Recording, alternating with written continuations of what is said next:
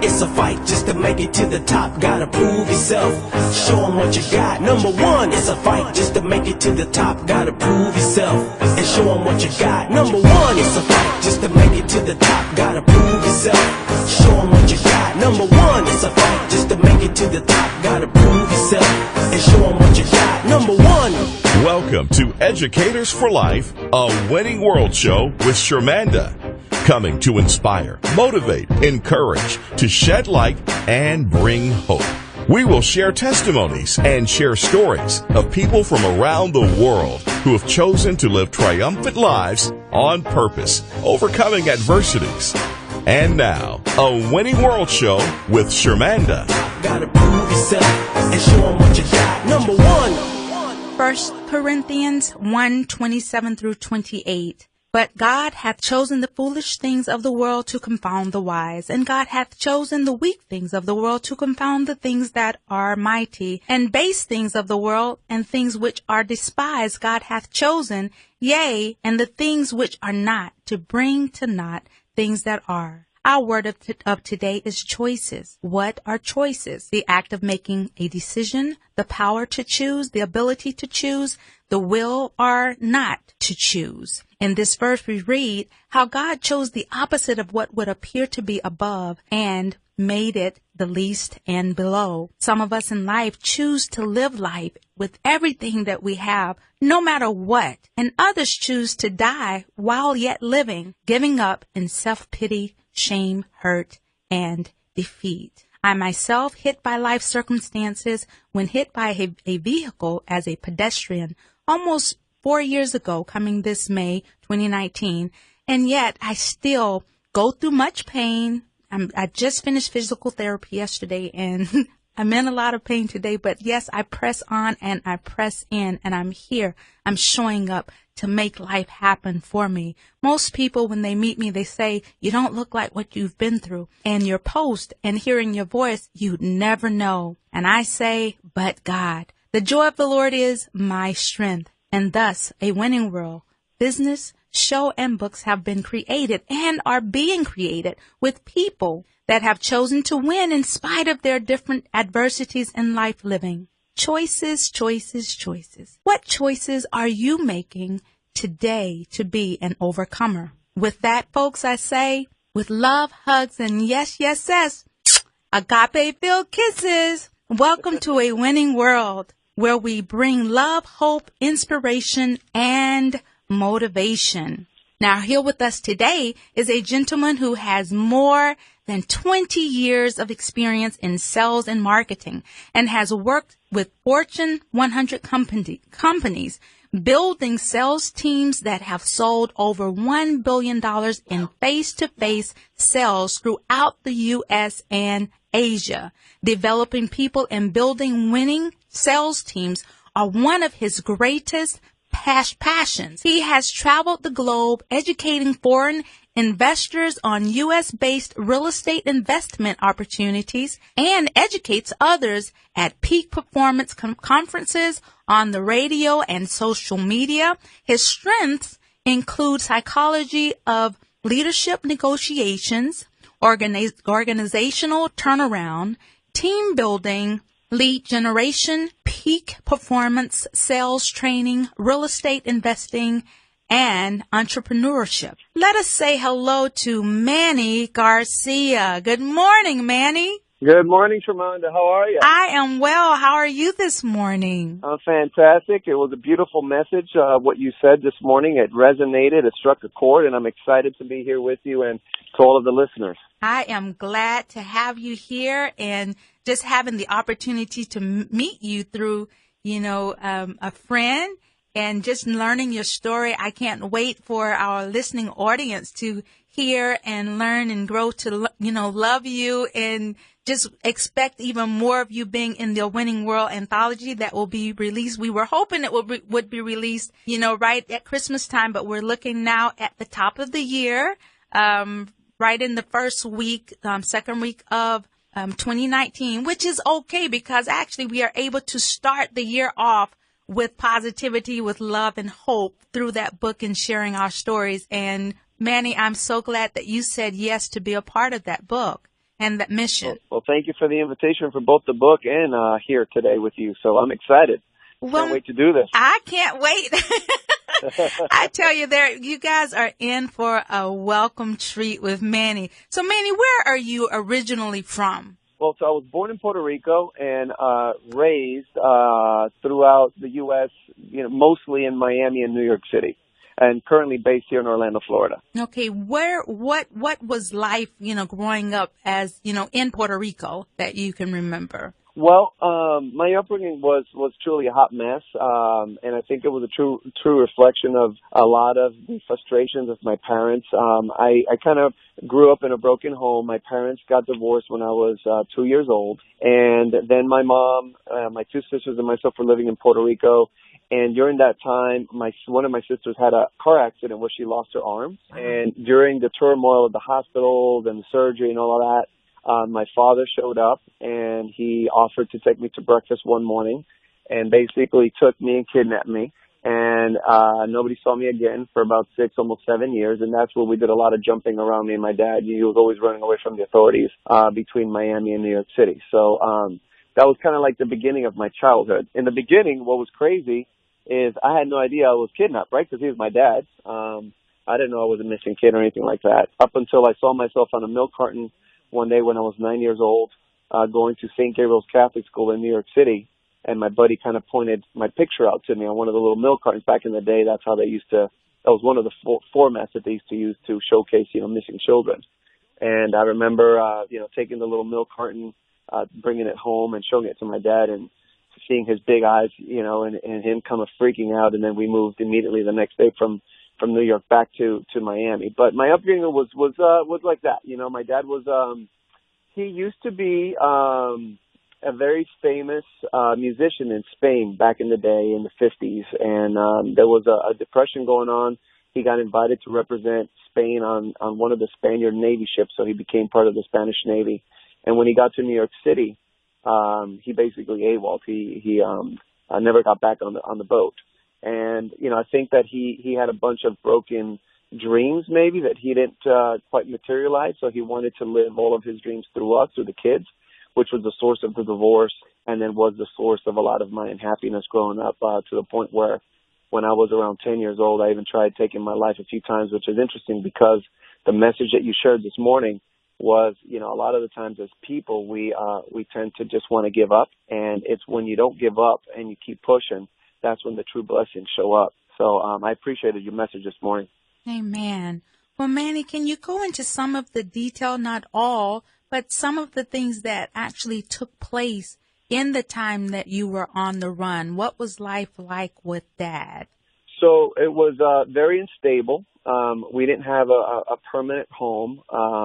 I think by design on his end, because he knew that we were obviously being looked for. And so that was part of my challenge. And every time I wanted to find out more about my mom or my sisters, there was a lot of negative talk from my dad's side. Women are no good, boys with the boys, girls with the girls. They're into bad things. That's why you're with me now.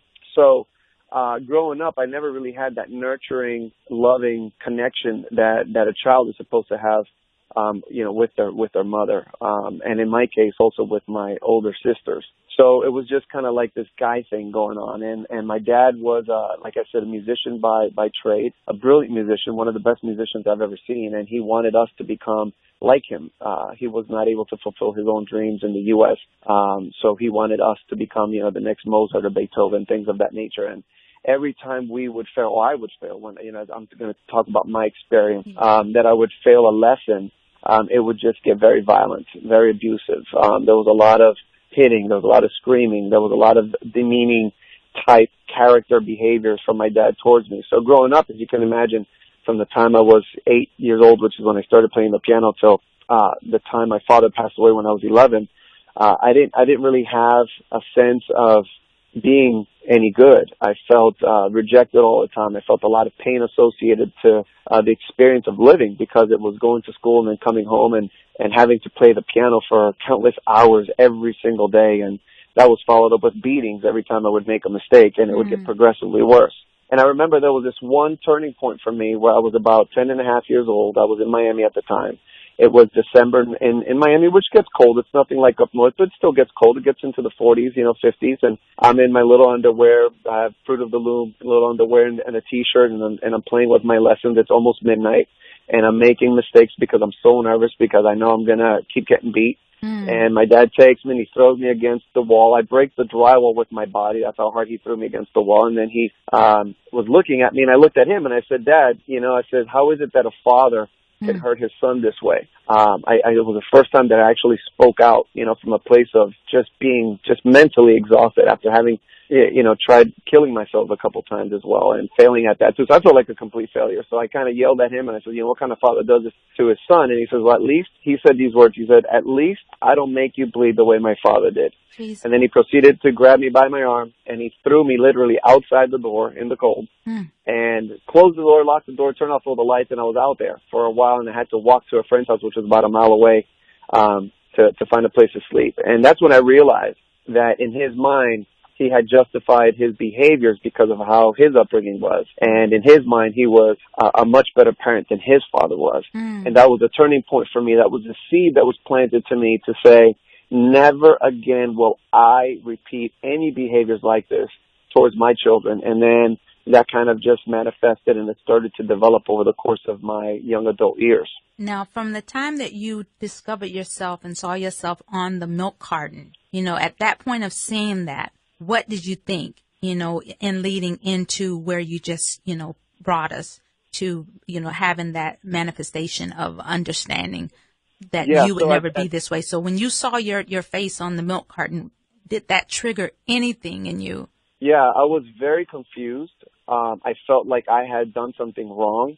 I didn't understand it. I just really couldn't comprehend why I was on a milk carton. And like I said, that evening when I took the little milk carton and I showed it to my dad and I saw his reaction, I knew something was wrong, but there was no communication. There was no information that I got from him stating what took place. And immediately that was followed the next day where we jumped in a cart and we left. He left all the things behind in the apartment and then arranged for all that stuff to get, shipped over to Miami. So I was very, very confused. And then it was right around the time when we got back to Miami that he almost became even more reactive. And that's when the piano was really, really enforced and implemented. That's when a lot of the crazy, erratic behavior really started. So I'm not quite sure if that for him was maybe, things were coming to an end in the sense that, he saw me on a milk carton and he probably figured out, okay, well, they're probably on to us type of thing. And he was trying to fulfill, again, his own dreams through me in a very short period of time. But yeah, it was a lot of confusion. I felt disconnected. And again, I wasn't getting any type of information from him. And I felt like I couldn't share that information with anybody else. I felt threatened. I felt that if, I said something, I was going to get in trouble or something like that. So it was really tough. And so at what point are the authorities notified? So a couple of years after that, going back to Miami and going through all this craziness with my dad, my father was actually killed in a motorcycle accident. I don't like saying this because it sounds negative, but his death was actually my salvation. I was very suicidal. I was very depressed at the age of, between 9 and 11 years old, and he died right when I was 11 years old. And it was when he passed away, when the cops came over to the house, they saw his address on his driver's license, and they came over to the house. That's when they realized who I was and who he was, and that I was a missing child. And then that's when we got reunited with my sisters and my mother in Puerto Rico. And how was that reuniting? How was that for you? That's a great question. A lot of good questions. So, I was in a complete haze. I didn't know my mom. I had a little black and white picture from her that I had kind of found, in one of the albums.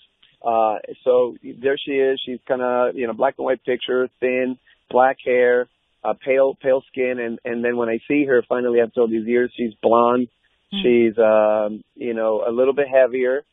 She doesn't look like the lady in the pictures, and she's freaking out, holding and crying and squeezing me to death. And I was emotionless. I didn't really know what to think. It took me some time to realize that was my mother. And it took me some time to realize that I had two older sisters that loved me dearly. And it was very bizarre for me, right? Because I grew up not really having a lot of love or affection from my dad. There was no hugging. There was no kissing. There was no, hey, buddy, great job. There was none of that. So then all of a sudden it's a complete 180, and I'm getting all this attention by everybody because everybody going back to Puerto Rico knew my story, and they knew that I was kidnapped. And, so all the neighbors, all my aunts and uncles, all my cousins, I was like a celebrity, and I didn't know how to handle that. And it was very confusing for a few years, and it wasn't until I really started seeking some answers that there was a gentleman that lived 3 houses down from my aunt who was a teacher, and he pulled me over one day, and he's like, "Hey, I remember you, you're Manolito." That's what they used to call me when I was little. And he's like, "I know your story."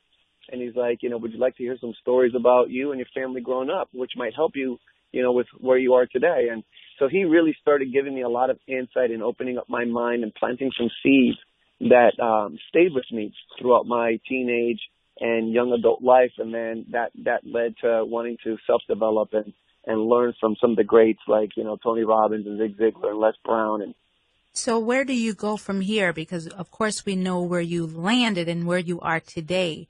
What was that transformation? Well, one of the biggest moments for me is, obviously learning why first I tried taking my life. I think that really messed me up for many years, especially as a teenager, because I didn't understand why I was trying to inflict that much pain to myself. And again, through some good mentorship, I started to understand some of the dynamics of things that are needed, emotional things that are needed in order to live a well-rounded, balanced life. And then, you get hit with other things that happen, other mini storms in your life. And there was this one particular time when I was about 20, 21 years old. My first child had come to this world, right? But I still saw myself as this punk kid. I still had all these unanswered questions on who I really wanted to become. And all of a sudden I got this child that's in my life, and I knew for a fact that I never wanted to repeat the same mistake that my father committed. And I took this step where I wanted to be accessible. So I went to this place called Circuit City back in the days, and I wanted to just buy a pager, which was, I remember, it was $5.95 a month. But you had to qualify for it. You had to have the credit worthiness to qualify for the pager. And I had no money,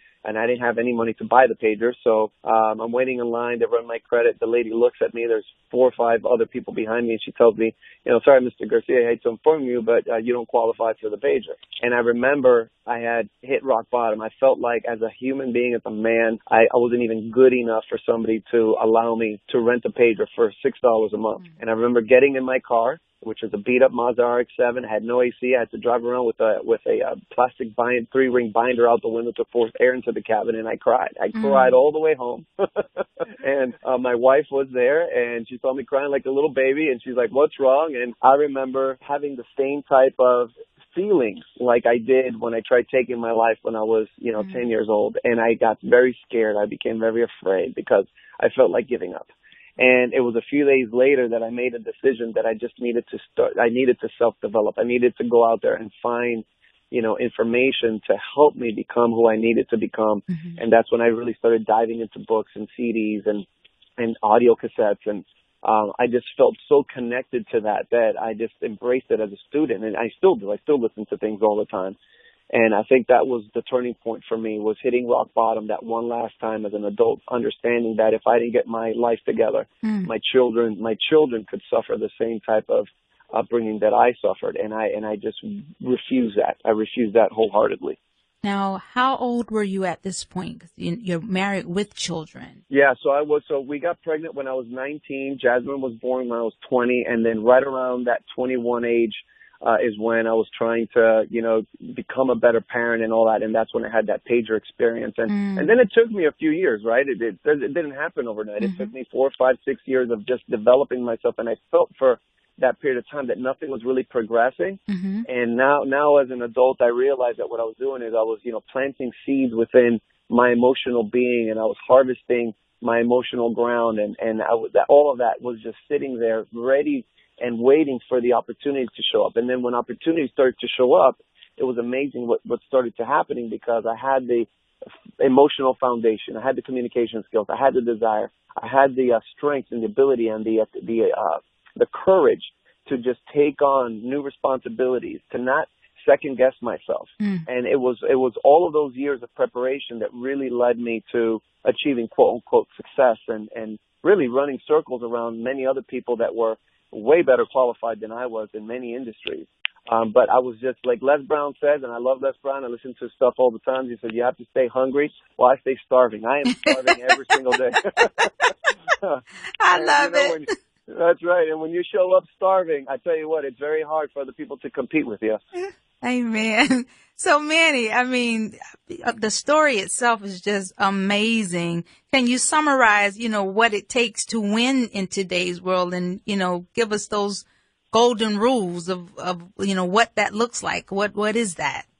You know what? Absolutely. And especially today, I think that we need to really, as human beings and adults, we really need to pay close attention to how we are acting or reacting to situations, because I've seen childhood friendships that are destroyed over one comment on social media. We've become very, very reactive. So to answer your question, I have 3 golden rules that I live by. Number 1 is emotional intelligence. I have coached and I have trained thousands of people, and I interact with high performance people all the time. And it's the ones that are the most successful in all aspects of their life, meaning financial, emotional, spiritual, with their health. They have massive, massive emotional intelligence. They know what their end goal is always. So anytime they interact with anybody or anytime something happens, quote unquote, to them, because they have crystal clarity on what the end goal is, they're able to proactively approach and respond to those situations as opposed to reacting. So definitely emotional intelligence is one of those things where I would highly, highly recommend that people just become cognizant of. Again, when you take a look at somebody who had a dear childhood friendship that gets destroyed over one comment without either party trying to seek to understand the viewpoint of the other person, where they're coming from, why they posted what they posted, just seeking understanding.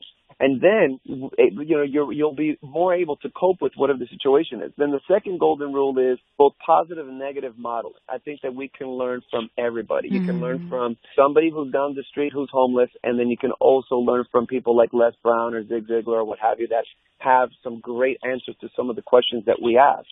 The other day I was interviewing a gentleman who was homeless, an ex-veteran, and we get to talking, and I asked him, I said, well, how did you get here? He's like, well, it's just kind of one thing led to another. I came back from war. When I came back, my wife left me, and then I got into alcoholism, and that led me to drugs. And then once I got into hardcore drugs, I was, very difficult to deal with, and all my family members and friends kind of just shunned me away. And now I just, live in the streets trying to make a buck here and there just to get a fix. So that's an example of a negative model.